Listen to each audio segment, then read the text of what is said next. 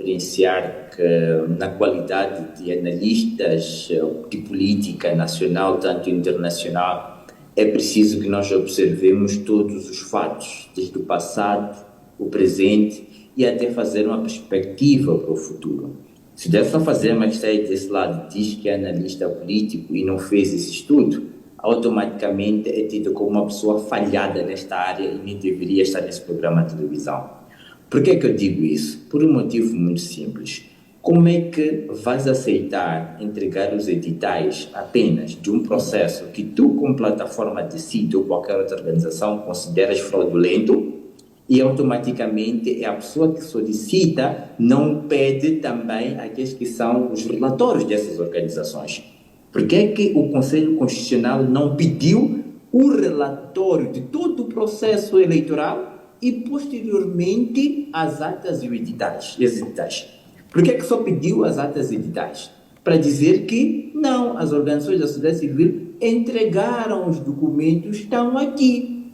Mas agora, se eles fizessem um exercício de pedir os relatórios, o que iria acontecer? Iriam verificar que, de fato, houve fraude eleitoral, houve enchimento de urnas, houve problemas no recenseamento eleitoral desde o ano de 2023, em que ele, o próprio Delson Alfazema, que está aqui, quando pertencia ao MD Sala da Paz, já fez menção às deficiências existenciais. Se temos dúvidas quanto a esses aspectos, podemos ir visitar os principais websites existenciais na praça.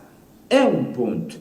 Então, se o Conselho Constitucional, que tem por dever observar o processo eleitoral na sua plenitude, vai solicitar apenas as atas e os editais que culminam com a última fase da votação, isso quer dizer o quê? Quer dizer que o Conselho Constitucional fez o trabalho de marraquém. Os juízes que estão sentados naquela cadeira não têm competência. Da mesma competência que eles não têm, verifica-se também no próprio processo de divulgação dos resultados. É com o Araújo, como é que fizeram? De repente, só vimos que o Araújo perdeu o município, o Conselho Constitucional entregou o município. Em Vilanculos, o Arnaldo perdeu o município, repentinamente o Conselho Constitucional entregou o município. Atualmente, CNE disse que o Daniel Chapo ganhou com 70%, o Conselho Constitucional diz que ganhou com 65%. Qual foi a explanação para este assunto? Na qualidade de analista político, o colega Delson Alfazema deveria ter feito essa explanação, mas como não dota de conhecimentos e ferramentas para tal, não vai o fazer. 2. O espetáculo que afirma termos feito na Gâmbia em protesto às matanças que os irmãos moçambicanos estão a sofrer em Moçambique, ele deveria ter sentir-se orgulhoso por ter pessoas que defendem a causa dos direitos humanos em Moçambique. E por conta disso que ele diz que é espetáculo, a Comissão Africana dos Direitos Humanos emitiu 3 resoluções. Se não teve acesso, convido-lo a ir até a página da Comissão Africana dos Direitos Humanos para visitar isto. E outro ponto, graças a estas resoluções é que o assunto foi levado à União Africana. Se não tivéssemos feito esse espetáculo que diz que as organizações da sociedade civil automaticamente também acomodado e se preocupado com essas situações, automaticamente a União Africana poderia até não discutir isso. Mas graças àquele grupo que está habituado a manipular e levar malas para aqueles que são os principais eventos, é que esse assunto foi tirado de carteira. Revela mais um ponto, aquilo que é a corrupção existencial. 3. Aconselho-lhe a não fazer análises superficiais inerentes ao direito. Analisar, interpretar, compreender. São coisas importantes quando se está nesse tipo de ações. Muito bem disse. Eu sou uma pessoa estudada, eu não acho que ainda seja uma pessoa estudada, mas estou lá a caminho. Tem o Edson Cortes, que também é tida como uma pessoa estudada, como muito bem disse. Tem outras organizações que também estão acopladas dentro da plataforma, decide também dentro de mais integridade, que estão lá. Não nos meteríamos nesse tipo de situações sem que antes fizéssemos um TPC. Se esse assunto interessa-vos tanto como o Partido Frelimo, que eu sei que o qual representa atualmente, automaticamente o que iria fazer era, se não tivesse nenhuma importância, se fosse um discurso vazio, nem iria importar sem argumentar. Mas, como o assunto incomoda, e sabemos e muito bem, porque temos veículos diplomáticos. Graças a Deus, eu estudei relações internacionais com os melhores professores na Universidade de Alberto Chipane, mas também trabalhei em componente diplomática e trabalho até hoje. Que pessoas ligadas ao próprio partido sabem que para aprovação de algumas doações em território nacional existem entidades diplomáticas, embaixadas, que fazem consultoria à minha pessoa, eles sabem disso.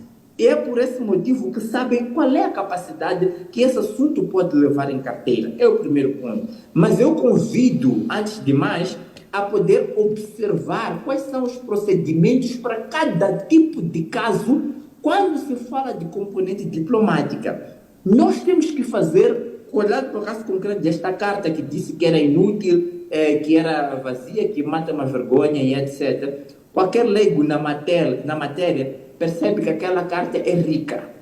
A carta é rica porque puxa as diversas situações até chegar àquele que é o ponto fulcral da questão. E depois de se atingir o ponto fulcral da questão, o que é uma entidade como a África do Sul, por exemplo, que não é a única entidade que nós nos dirigimos, então fiquem a questão, não é a única entidade que nós nos dirigimos, mas expusemos a África do Sul por ser um ator próximo. O que faz? A África do Sul pode solicitar as evidências à sociedade civil. De forma automática, nós fornecemos as evidências que temos todas, porque arrolamos o tipo de situações, a começar desde o recenseamento eleitoral até ao culminar do último processo, que foi o processo de apuramento, divulgação e até do acórdão do Conselho Constitucional. A providência cautelar não está anexada a este processo. Se nós tivéssemos a providência cautelar anexada a este processo, automaticamente iria verificar. Assim como o material de prova que nós temos, se quiser, eu também posso lhe fornecer de forma aberta, porque a sociedade civil é dos moçambicanos. Wilker. Só para fechar. Sim. Só 30 segundos. Fica à vontade, Wilker. Fica. Só para fechar, 30 segundos. Esta narrativa de que estamos a justificar dinheiro e etc., não sei o quê, é uma narrativa completamente vazia, porque nós não estamos a justificar dinheiro de ninguém. Nós trabalhamos, o próprio Décio que está aí, ele já teve a oportunidade de interagir comigo quando ele esteve na outra organização, comigo, e viu como nós trabalhamos a conta das eleições. Nós trabalhamos geralmente com ativistas voluntários. A maior parte dos ativistas e voluntários que nós temos a trabalhar conosco não recebem. É de forma voluntária, porque eles têm amor ao seu país. E nós não precisamos de dinheiro. Em toda a minha vida, eu quase sempre trabalhei sem dinheiro. Eu só quero ver o país bem. Sim. Quero ver os meus filhos bem, quero ver a minha bem. Essa parte dos dinheiros...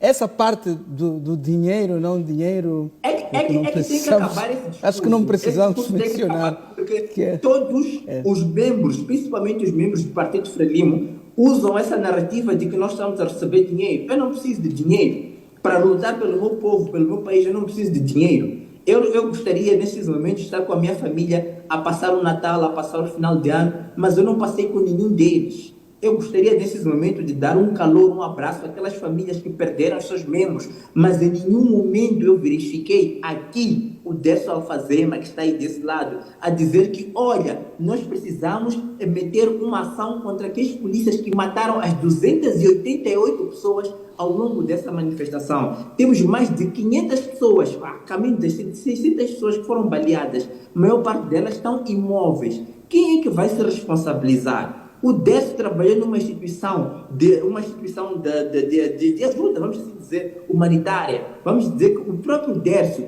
é uma pessoa que reza na Igreja Universal, mas o Espírito de Deus, o Espírito Santo não lhe toca a mente em pensar naquelas famílias que não dormem porque perderam os seus entes queridos, aquele que é pai de família que não consegue andar. Que humanismo é esse? Que ser humano é esse? Que pensa só no dinheiro, no poder material? Isso não é ser humano. Não é ser humano. Até sinceramente falando, Romeu, se não fosse o respeito que eu tenho para consigo, para com o PCA, eu saía, abandonava isto, porque não é uma conversa que nós devemos ter para esse patamar. Não é aceitável. Certo. Uma pessoa desse nível, desse tamanho, com essa idade, com família, com filhos, não consegue pensar naquela que é a perspectiva de crescimento de um país, acima de tudo, a empatia. É inadmissível. Wilker pediu 30